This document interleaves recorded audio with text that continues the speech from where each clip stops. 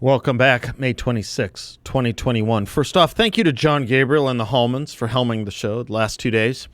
I was on Monday at the U.S.-Mexico border with Andy Biggs and Mike Gallagher, and we had our summary event last night in Scottsdale, which was so great to see so many of you. I was thinking about the fundamentals of the immigration debate in the context of the things we used to know, things that used to be common sense and so much so rarely even discussed. How many times does one hear a conversation on the importance or reason for a circle's roundness, after all? I was thinking about the fundamentals of the immigration debate in the context of other taken-for-granted notions, mostly wrapped up in what we might think of as patriotism in history. Left, right, center, we were all patriots, we were all pro-military, we were all anti-communist, we all liberal, conservative, center, venerated our founders and our founding. We all professed love for and of country. To give you but one example of that, when National Review was founded in the 1950s, it deliberately and specifically singled out a then famous historian for being part of the liberal elite National Review and the modern conservative movement should take on and challenge. Guess what? That liberal professor was also the author of the most used American history textbook at the time, and for decades since, really, until about the 90s. Today, looking at that textbook by the model of liberal elitism in the 50s that William Buckley wanted to replace, looking at that textbook, it's probably one of the finest and best textbooks on American history ever published. I wish it were still being used. Common sense around common agreements. Not really agreements so much really, I guess, as understandings. Perhaps because of lethargy or acedia or propaganda, no doubt in some cases the common understandings have disappeared. G.K. Chesterton once remarked that if we asked the modern man to explain what is wrong with the practice of cannibalism, the modern man is more likely to respond with prejudice. We just don't do that here. Whereas a medieval schoolman could give you a reason, as Hadley Arcus once explained. So somewhere along the lines we stopped teaching and thus knowing the reasons behind so many of our assumptions and common sense. And of course, since assumptions without a basis of reason behind them are not rational or based in reason, they will not last. As Abraham Lincoln put it in his day, worrying about the revolutionary generation dying off and out in the 1830s, he said, they, our founders, were the pillars of the Temple of Liberty. And now that they are crumbling away, the temple must fall unless we, their descendants, supply their places with other pillars, hewn from the solid quarry of sober reason. Passion has helped us, but can do so no more. It will, in future, be our enemy. Reason, cold, calculating, unimpassioned reason, must furnish all the materials for our future support and defense. Let those materials be molded into general intelligence, sound morality, and in particularly a reverence for the Constitution and laws, and that we improve to the last, that we remain free to the last, close quote. It's not a small issue. To remain free, you cannot assume or rest on laurels or previous accomplishments. How did Ronald Reagan put it? Freedom is never more than one generation away from extinction. We didn't pass it to our children in the bloodstream. It must be fought for, protected, and handed on for them to do the same. Or one day we will spend our sunset years telling our children and our children's children what it was once like to live in a country where men were free. Close quote. I was thinking about all this in the context of the border and immigration. Yesterday, 234 years ago to the day, the Constitutional Convention convened with its first quorum, including men like Alexander Hamilton and James Madison. Men, by the way, in their 30s. In their 30s, Bill. What's the matter with you? The basic issues, the foundational issues around borders and immigration were not new to them, or unknown to us, at least once upon a time, as they were the essence of our founding principle of equality, as well as the essence of common sense. Equality, you say? Absolutely. As Professor Kevin Porteous has put it, mutual or reciprocal consent is dictated by the principle of natural equality. If an immigrant can successfully impose himself on a political community in violation of its laws, then the relation between the immigrant and the community is not a relationship of equals.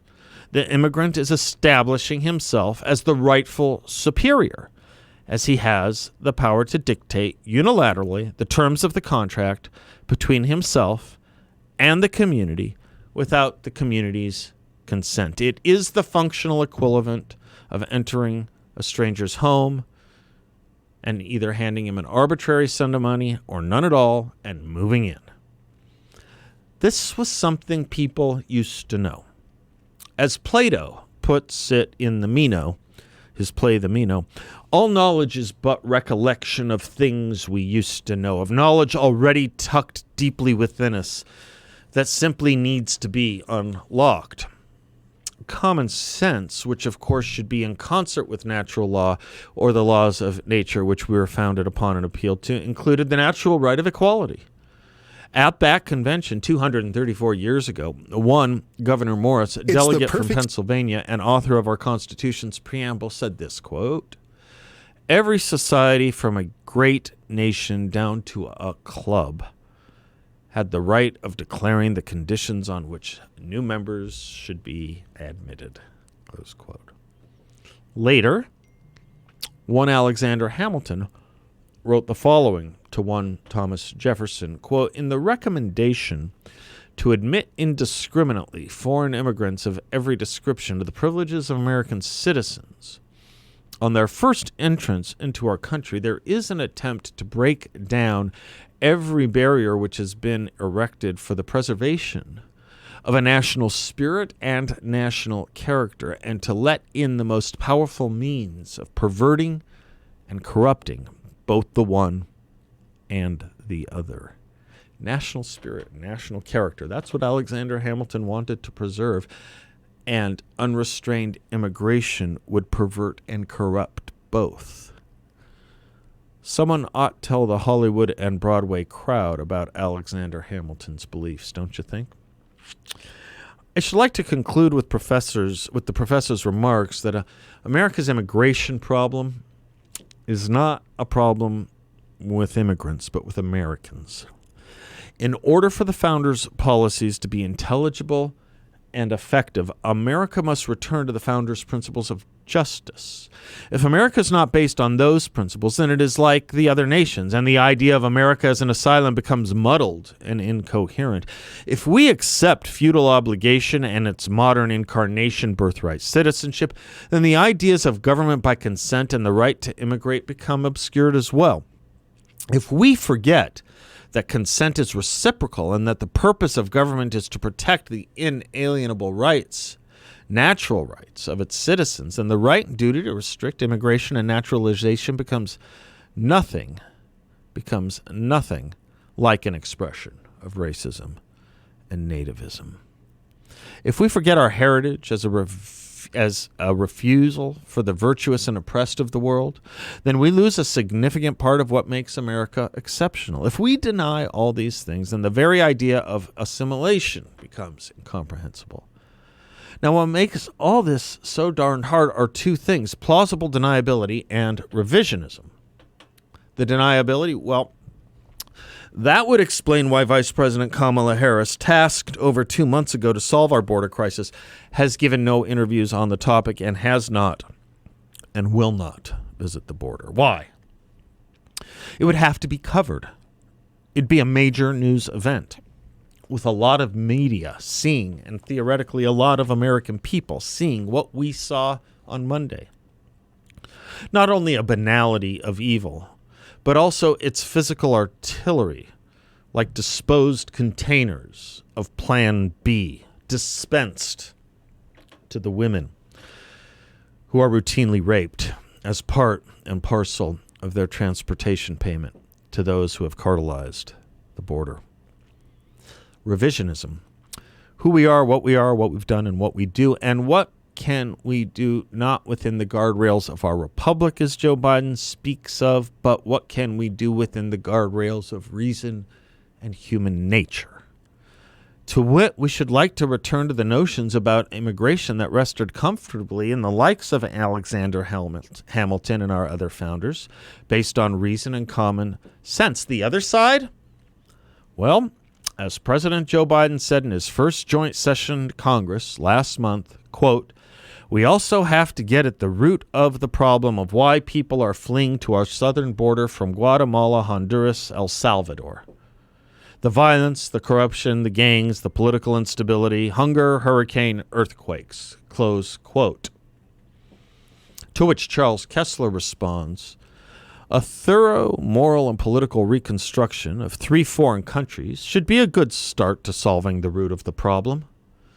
Solving for hurricanes and earthquakes might take a little bit longer, but if we can bend the moral universe to our will, why not the physical one?" But where are we right now? We are where James Madison warned us we should not be. In Federalist 43, he put it that the rights of humanity must in all cases be duly and mutually respected. In the last 72 hours, I've witnessed a lot of humanitarian rights being mutually disrespected. To help wring us from slavery, we banned the importation of slaves under President Thomas Jefferson on the very first day the Constitution allowed for us to do that.